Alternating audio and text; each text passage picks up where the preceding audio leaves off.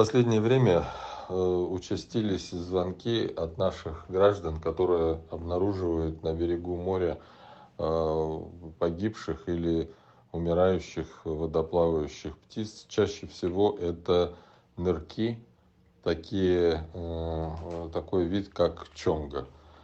Надо сказать, что подобного рода явления для Абхазии именно в зимний период достаточно обычное явление.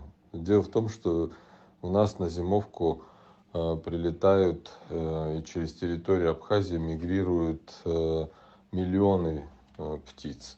И многие из них, это касается в первую очередь старых, больных, ослабевших птиц, они погибают, и естественным волнением их тушки выносят на берег моря. Если добавить к этому, что периодически случаются эпизоотии, то есть эпидемии среди птичьих популяциях, то число погибших увеличивается кратно. Подобного рода явление наблюдалось последний раз около 6 лет тому назад. И причиной этих эпизоотий могут быть самые разные источники.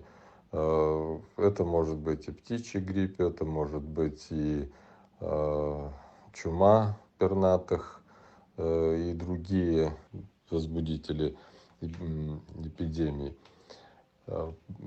которые приводят к массовой гибели.